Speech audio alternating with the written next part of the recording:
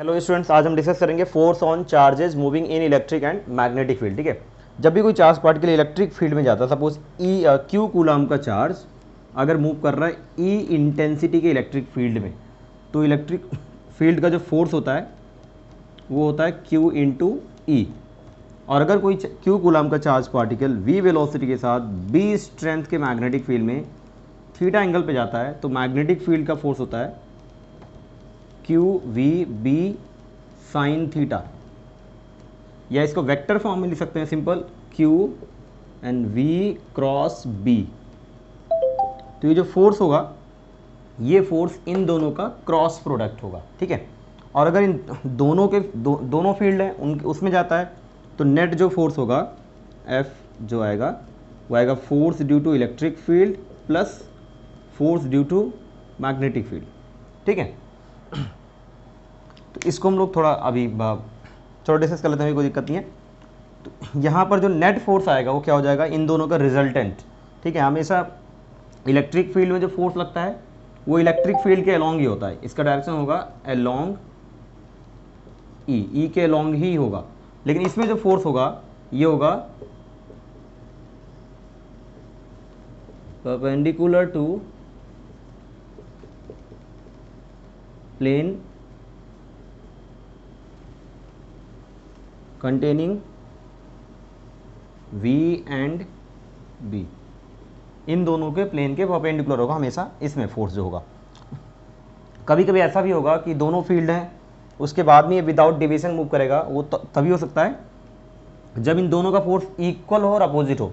मतलब कि force due to electric field equal आ जाए force due to magnetic field, means q E equal हो जाए क्यू वी बी के, और दोनों का डायरेक्शन भी अपोजिट हो, दोनों का मैग्नीट्यूड भी इक्वल हो, दोनों अपोजिट डायरेक्शन में एक्ट करें।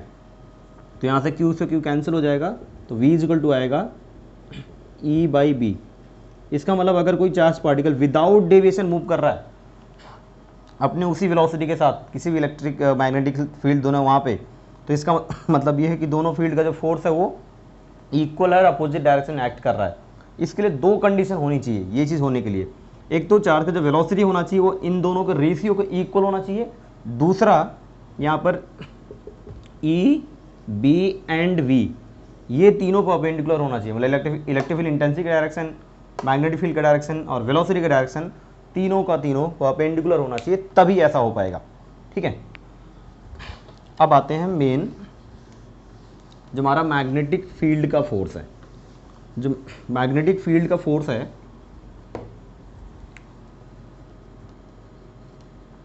F is equal to q v cross B.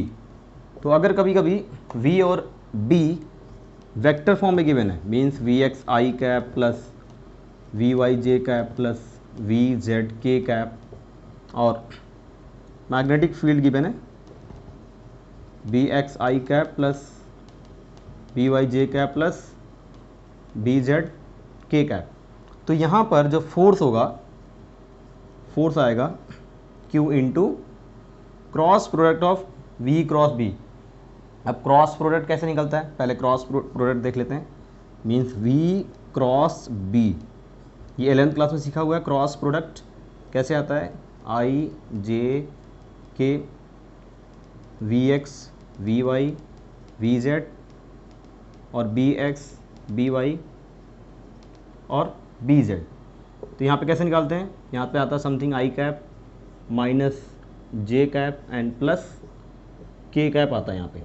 ठीक है, तो आई कैप कैसे आता है, आई कैप लाने के लिए फर्स्ट रो और फर्स्ट कॉलम डिलीट कर देते हैं।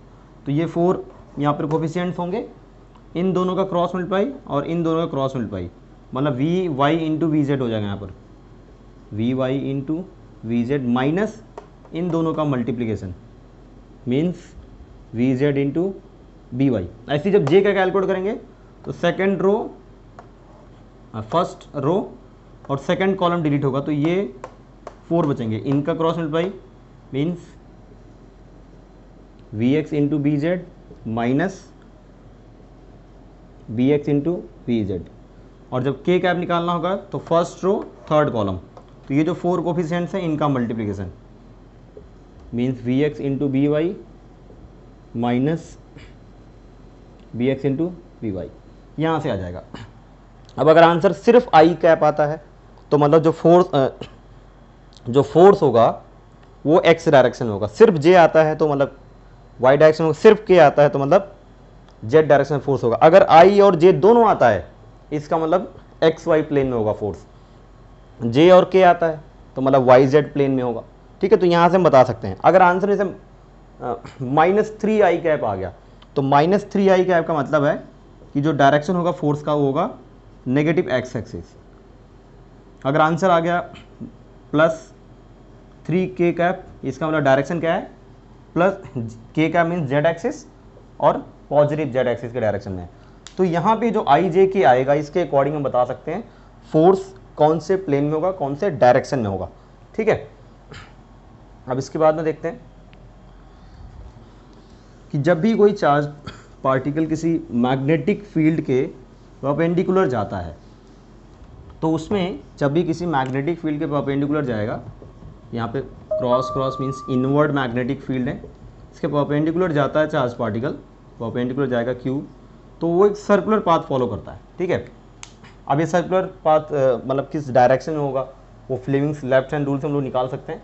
ठीक है, तो फ्लेमिंग्स लेफ्ट हैंड रूल के अकॉर्डिंग क्या है कि अगर हम अपने लेफ्ट हैंड के 3 फिंगर्स को स्ट्रेच करें, जैसे ये बताता है किसको, करंट को, ये मैग्नेटिक फील्ड को और ये फोर्स को। मैग्नेटिक फील्ड चला गया इनवर्ड, चार्ज इस साइड जा रहा है, तो फोर्स क्या लग रहा है अपवर्ड, मतलब ये चार्ज पार्टिकल उस ऐसा पाथ फॉलो करेगा।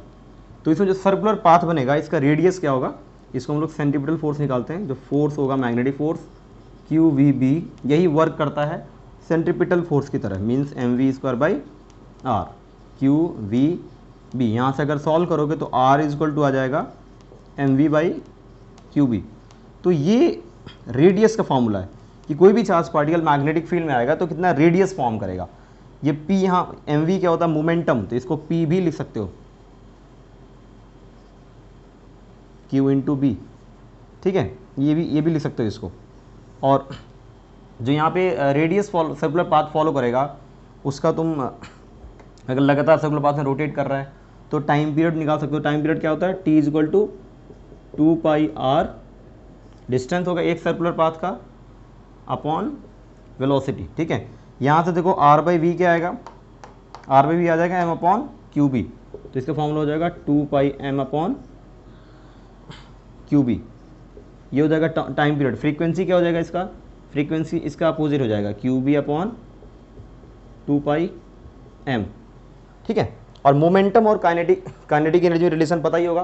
तो मोमेंटम होता है, मोमेंटम p = होता है √2m e means kinetic energy. ठीक है, और काइनेटिक एनर्जी जो होता है किसी भी चार्ज पार्टिकल का काइनेटिक एनर्जी वो होता है charge into potential.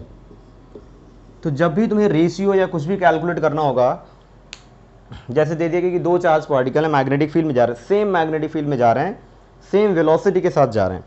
Same magnetic field means b same हो गया, सेम वेलोसिटी मतलब v सेम हो गया। तो रेडियस डिपेंड किस पे करेगा, उनके चार्ज और मास पे डिपेंड करेगा। सेम काइनेटिक एनर्जी के साथ जा रहे हैं तो यहाँ से रिलेट कर लेना, p की जगह ये पुट कर लेना, क्या √2m e, वहाँ से रिलेट कर सकते हो। तो यहाँ से ये सारी चीज़ें तुम रिलेट कर सकते हो। ठीक है, तो जब भी चार्ज पार्टिकल मैग्नेटिक फील्ड के परपेंडिकुलर जाएगा सर्कुलर पाथ फॉलो करेगा, यहाँ से रेडियस आ जाएगा। ठीक है, और टाइम पीरियड, फ्रीक्वेंसी, ये सारा रिलेट कर सकते हो। और अगर वेलोसिटी या मैग्नेटिक फील्ड आई जे के फॉर्म में गिवन है तो मैंने स्टार्टिंग में बता दिया, वहाँ से सॉल्व कर सकते हो। ओके।